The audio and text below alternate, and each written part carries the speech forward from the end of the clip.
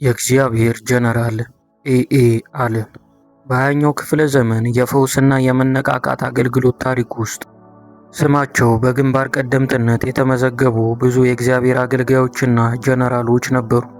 ከእነርሱም ውስጥ አንዱ በአሜሪካና ከአሜሪካ ውጪ በሚሊዮኖች ለሚቆጠሩ ሰዎች በሬዲዮ፣ በቴሌቪዥን፣ በትልልቅ ድንኳን ስብሰባዎችና በመጽሔቶች የደረሰው የእግዚአብሔር ሰው ነበር። ስሙም አሳ አሎንዞ አለን ወይም ኤኤ አለን ነበር።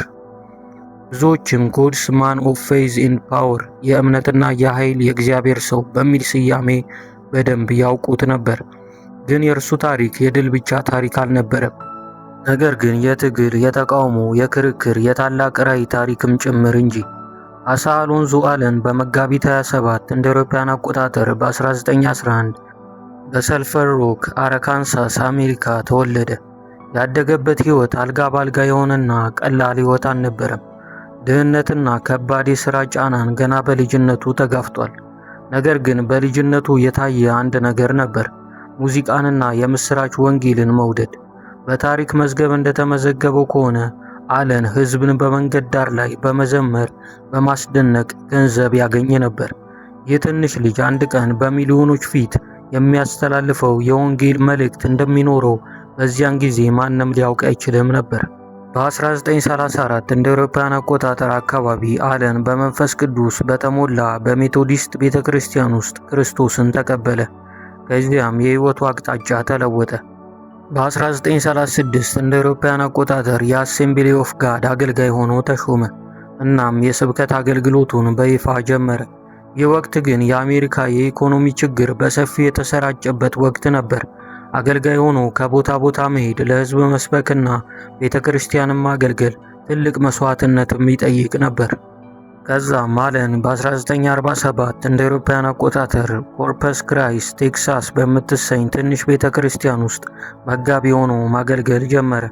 ለተወሰነ ጊዜም ከጉዞ ወንጌላዊነት ወጥቶ በአንድ ቦታ ላይ ቆይቶ ሕዝብን ለማገልገል ሞከረ። በአንድ አጋጣሚም እንደ አውሮፓውያን አቆጣጠር በ1949 በዳላስ ኦራል ሮበርትስ የድንኳን ስብሰባ ላይ ተገኘ። በዚያ ያየው ነገር በእርሱ ላይ ታላቅ ተጽዕኖ አሳደረ። ብዙ ሕዝብ የማዳን መልእክት፣ የፈውስ መልእክቶችና በእምነት የተሞላ አገልግሎትን ተመለከተ።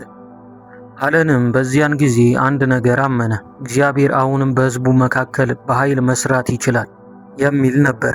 ከዚያ በኋላ የሕይወቱና የአገልግሎቱ አቅጣጫ በእጅጉ ተለወጠ። አለንም ለጊዜው የመጋቢነት አገልግሎቱን ገታ በማድረግ ከከተማ ከተማ የሚዞረውን የመነቃቃትና የተሃድሶ አገልግሎትን ጀመረ። በ1955 እንደ አውሮፓውያን አቆጣጠር አካባቢ በእምነት ትልቅ ውሳኔ ወስዶ የራሱን ትልቅ ድንኳን ገዛ። የድንኳን ወንጌል አገልግሎቱም በፍጥነት እየተስፋፋ ሄደ። ሰዎች ለመስማት፣ ለመጸለይ፣ ለመዳንና ለፈውስ ወደ ስብሰባዎቹ ይመጡ ነበር። በኋላም እንደ አውሮፓውያን አቆጣጠር በ1958 ከጃኮ ትልቅ ድንኳን ገዛ። ይህም ከ20,000 በላይ ሰዎች ሊያስተናግድ የሚችል ትልቅ የስብሰባ ድንኳን ሆነ። በዚያን ጊዜም የኤኤ አለን የድንኳን ስብሰባዎች በአሜሪካ ውስጥ ብዙ ሰዎችን መሳብ ጀምረው ነበር። የአለን መልእክት በ3 ትልልቅ ጉዳዮች ዙሪያ ያተኩር ነበር፤ ማዳን፣ ፈውስና ነፃ መውጣት። በተለይም ለሕመምተኞች፣ ለድሆች፣ ለሱሰኞችና ተስፋ ለቆረጡ ሰዎች የሚሰጠው ትኩረት በአገልግሎቱ ውስጥ የታወቀ ነበር። የእርሱ ሚራክል መጋዚን ምንጭም ከ1950 ጀምሮ እንደ አውሮፓውያን አቆጣጠር በስብሰባዎች ውስጥ ከትንባሆ፣ ከአልኮልና ከዕፅ ሱስ ነፃ መሆንን የሚፈልጉ ሰዎች ልዩ ጸሎትና እርዳታ እንደሚያገኙ ይገልጻል። አለን ለሰዎች የሚያስተላልፈው መልእክት ይህ ነበር፤ የሰው ሁኔታ ምንም ይሁን ምን እግዚአብሔር ሊያድነው ይችላል የሚል ነበር። ኤኤ አለን የዘመኑን ቴክኖሎጂ በአገልግሎቱ ለመጠቀም ከቀደሙት ወንጌላውያን ውስጥ አንዱ ነበር። በ1953 እንደ አውሮፓውያን አቆጣጠር በዳላስ አለን ሪቫይቫል ሃወር የተሰኘ ሬዲዮ ስርጭት ተጀመረ። በመጀመሪያም በ9 ጣቢያዎች ይሰራጭ ነበር። ከዚያም በኋላ ቴሌቪዥንንም ለወንጌል አገልግሎት መጠቀም ጀመረ። የአለን የድንኳን አገልግሎት ወደ ከተማዎች ሄደ። ሬዲዮም ወደ ቤቶች ገባ። ቴሌቪዥንም ወንጌሉን ወደ ሰዎች አዳረሰ። በዚህም አገልግሎቱ በአሜሪካ ውስጥ ብቻ ሳይሆን በሌሎች አገሮችም በሰፊው የሚታወቅ ሆነ። አለን ይህ ብቻ አይደለም፤ የጽሑፍ ሚዲያንም በደንብ የተጠቀመ ሰው ነበር። ሚራክል መጋዚን የተባለው መጽሔቱ በአለን አገልግሎት ውስጥ ትልቅ ሚና ነበረው። አንዳንድ የታሪክ ምንጭ በ1956 እንደ አውሮፓውያን አቆጣጠር መጽሔቱ የተረጋገጠ የደንበኞች ብዛት 200,000 ደርሶ ነበር። በኋላ የዓለም ሚኒስትሪ ብዙ መጻሕፍትን፣ ትራክቶችንና ሌሎች የወንጌል ጽሑፎችን አሳተመ። ሚራክል ቫሊ ውስጥ የነበረው የማተሚያ ሥራ በአንድ ዓመት በ10 ሚሊዮኖች የሚቆጠሩ ጽሑፎችን ያሰራጭ እንደነበር የሚራክል ቫሊ የታሪክ ምንጮች ይገልጻሉ። ከኤኤ አለን ታላላቅ ራዕዮች አንዱ ሚራክል ቫሊ ነበር። በ1958 በአሪዞና የአገልግሎት ማዕከልና የሥልጠና ቦታ ለመመስረት እቅድ ጀመረ።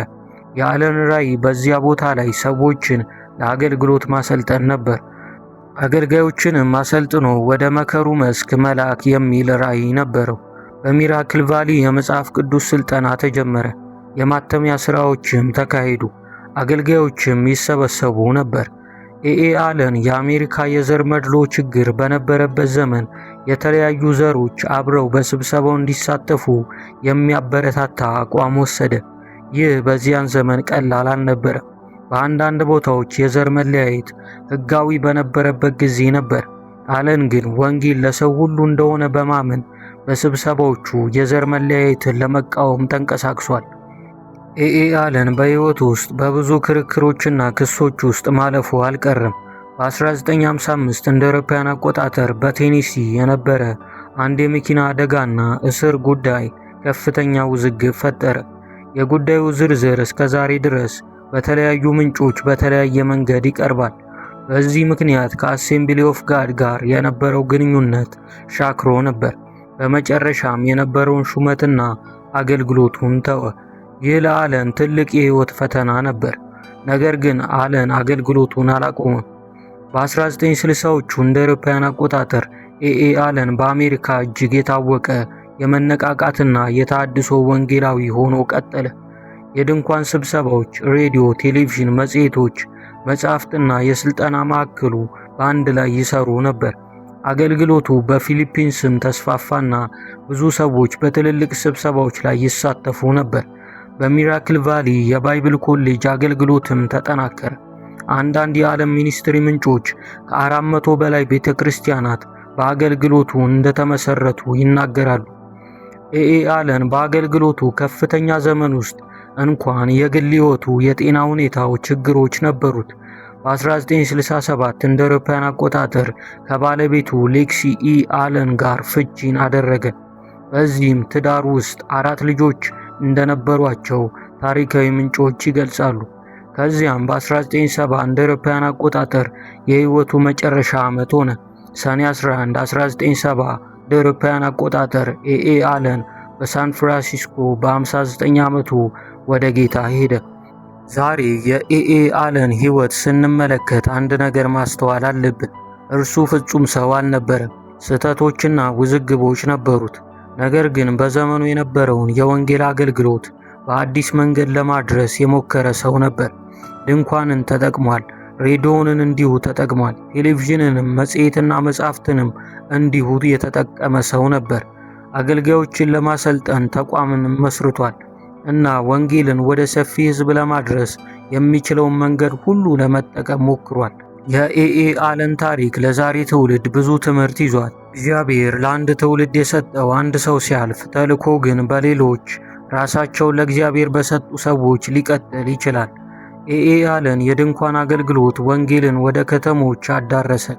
የወንጌል ድምፅን በሬዲዮ አሰማ፣ በቴሌቪዥንም አሳየ፣ በመጽሔትና በመጻሕፍትም አስነበበ። አገልጋዮችን ለማሰልጠን ሚራክል ቫሊን መሰረተ። እናም በዘመኑ የነበረውን የመነቃቃት እንቅስቃሴን ካነሳሱት የእግዚአብሔር ሰዎች ግንባር ቀደም ሆኖ ተመዘገበ። ይህ የአለን ታሪክ ሰውን ለማወደስ ሳይሆን ከሁሉም በላይ የእግዚአብሔርን ሥራ ለማገልገል በእጃችን ያለውን ዕድል እንድንጠቀም ለማሳየት ነው። ምክንያቱም ትልቅ መነቃቃት ሁል ጊዜ ከትልቅ ሰው አይጀምርም። አንዳንድ ጊዜ ከአንድ ትንሽ ልጅ፣ ከአንድ ትንሽ ጸሎት፣ ከአንድ ትንሽ ራዕይና ከአንድ ሰው የማይናወጥ እምነት ይጀምራል።